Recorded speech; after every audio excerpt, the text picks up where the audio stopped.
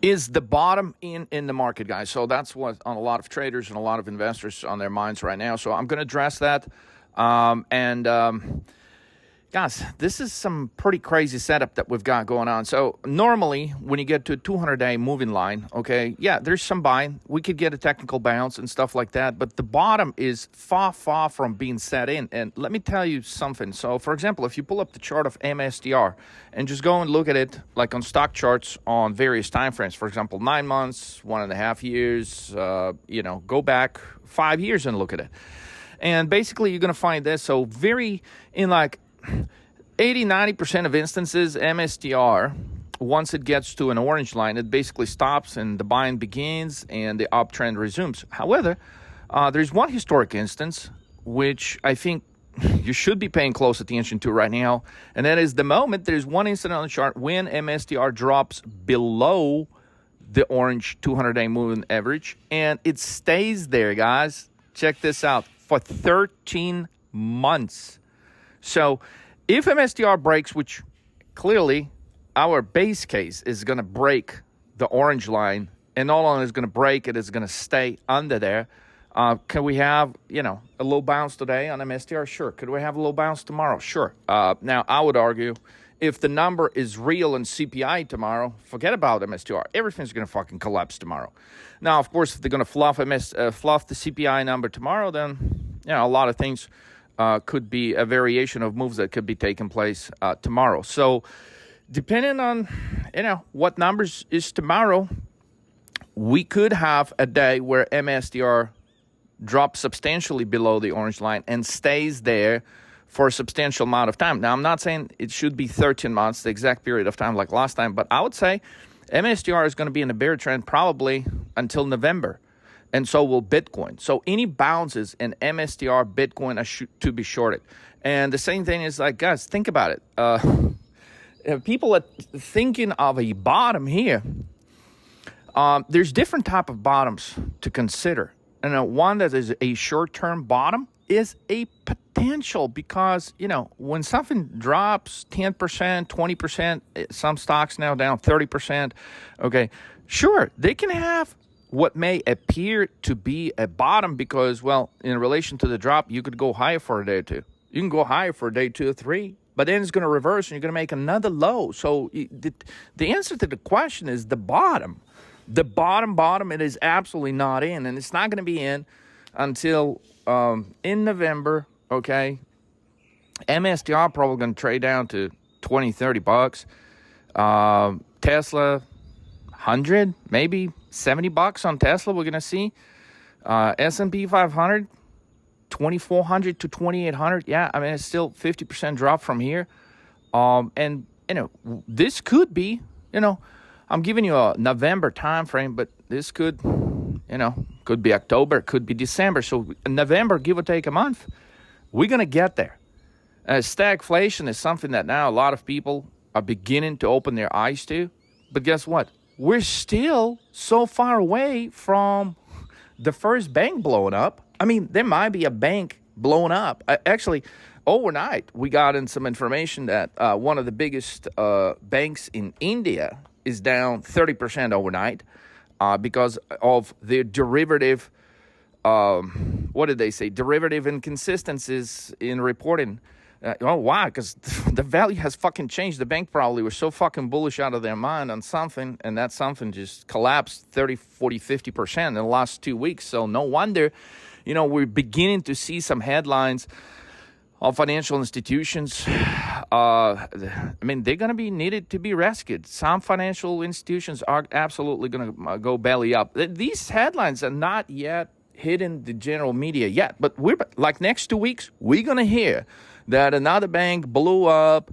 They were fucking underhedged. They were over-leveraged. They couldn't see anything but fucking bullishness in their eyes, and they got fucked. Okay, so expect the VIX, until VIX is going to actually touch 50, 60, the bottom is not in. Absolutely not in. And the type of bottom that I'm talking about, okay, if you go back and you look at some instances, how the markets, you can get an initial 20% drop, let's say in the month of March. But then the market could bounce. It could behave, like everything is normal again for a little bit. But then by the end of the year, you're going to be setting way lower levels. And so just because something is only down 9% right now, there's on S&P 500, there's no reason to believe that the bottom is in. I would say we're miles and miles and miles away from the bottom. And we could have had a nice flush last night, but the market only dropped after we closed. It dropped. We expected that drop. But it was relatively small as far as the move expansion. You need a way bigger drop to set a bottom. So a technical bounce, sure, we can get that. But is the bottom in? Absolutely fucking not. So keep an eye. There's going to be some banks going belly up. We own some puts on a bunch of banks that are potentially going to collapse, some regional banks. And guys, I mean, if you don't have puts on financial institutions, like you can't ignore the fact yesterday, right, that you've got Wells Fargo down 10%, you've got Capital One down. I mean, go look at all these charts, guys. I've told you about this. This was going to happen. Actually, I gave you all the trades on, for example, American Express when it was at 310. Well, ticker AXP now is at like what? I mean, it's down, I think, 25%. You've got Capital One Financial, which is COF, is the ticker. I gave you the trade when it was at 210. I mean, it's now at 160. And that's another 25% dropper. Guys, we're not talking about technology stocks here. You know what I'm saying? Go look at Goldman Sachs. We're talking about some nice trades right there, guys. And BlackRock for the first days got a decent drop yesterday. It was down as much as $50. And, there's still way more room to go. I mean, financial assets just took, trillions of dollars in repricing. Do you think banks that own these financial assets should be worth more or less now? Well, I mean, Capital One and Discover Financial, ticker DFS, that's another one, guys. I gave you at over 200. It's down 25-30% since there. Guys, there's people are not going to fucking make their credit card payments. That's a fact. Okay, the first thing people are going to look at making a payment on is their mortgage. Okay, they're going to give a priority of paying their mortgage over their credit card. Then goes their car. If they lost their job, then the car, all of a sudden, maybe they had 3 cars in the family now. Okay, well, the repo man comes pick up one, so they're not worried about making the car payments on that. Well, Capital One Financial, for example, they do credit cards, they do car loans, and they do home loans. So it's a ball that has been launched at the speed of light, and it ain't going to stop. So Capital One is going to have delinquencies on credit cards. Okay, and just when you think that shit is bad, they're going to have delinquencies on auto loans hidden. And when they're dealing with that, a bunch of foreclosures on home loans that they got is going to be hidden. So Capital One, where is it going? Probably $20 at some point this year. It still trades at 162 or something like that. Guys, go check the charts.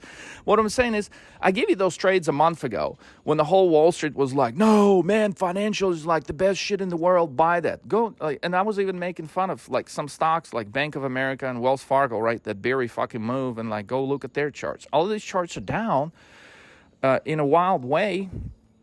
Even the ones that don't move. Now, we got some killer trades on some regional banks, guys. If you're missing those out, I mean, you're going to miss some 50Xs because right now trading like NASDAQ, S&P, you're not going to be able to put together 50X trade or 100X trade because the options are so overpriced. So by definition, you need to go in the areas of the market have not yet priced in some big drops because normally they're not big moving stocks like technology stocks, for example.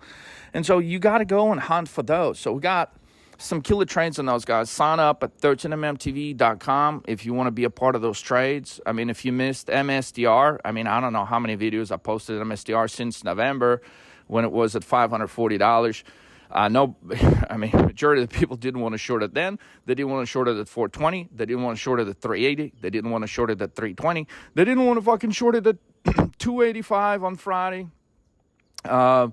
So finally, I'm sure somebody's going to fucking want to short it when the shit drops under 200 at some point this week, but fuck. Anyway, you guys get the point. You got to be early on these trades. When the whole world is talking about stagflation, well, hey, shit is priced in and options are reflecting that.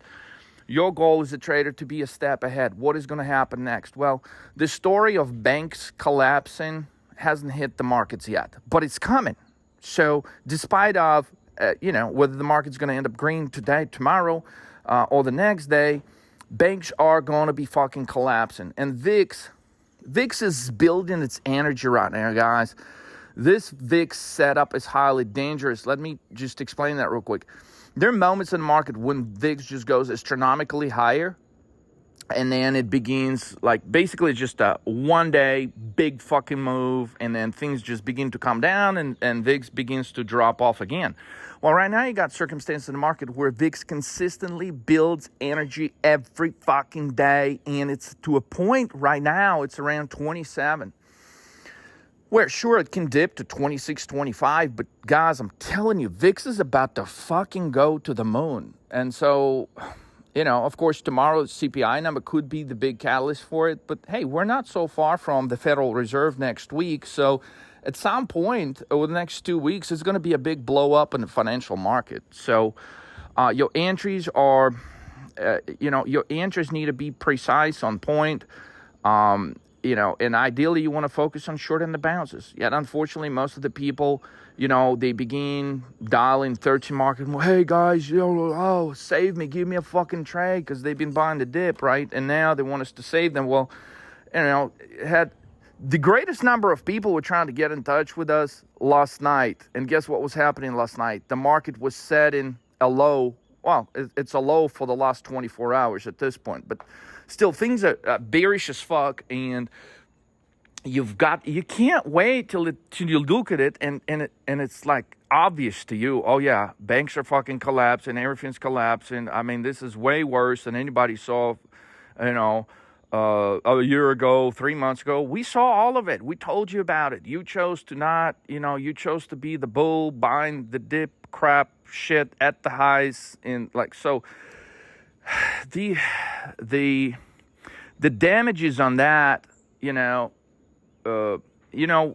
the damages on buying the dip to you and your account is at that point. So imagine what the damages are in the financial system, because every Wall Street analyst has been pitching the bullishness in the market for fucking years.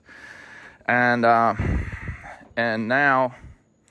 I mean, to think that some parts of financial system are not absolutely going to break down, it's ridiculous. If you can't see it at this point, while the market is still only down 9%, oh shit. Well, for sure you're going to see it when it's going to be down 20% or 30% or 40% this year. And it will be down this year at some point 50, 60%. It's just, I would hope that you would at least fucking try to do something in terms of buying puts before that drop comes, because it is fucking coming. That is a fact. Okay.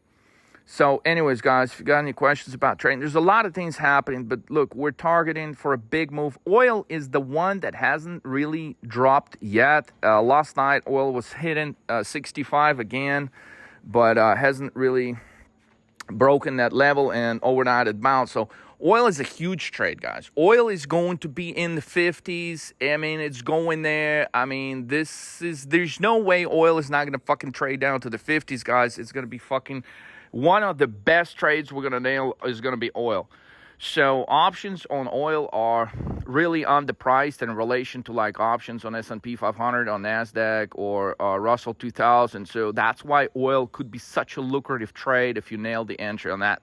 So anyways, guys, happy trading today. Get in touch with 13 Market Moves. Go to 13mm TV, take all the courses. Make sure you take the fucking 13 Market Moves course and study the sequence of the moves, because the sequence is building up again.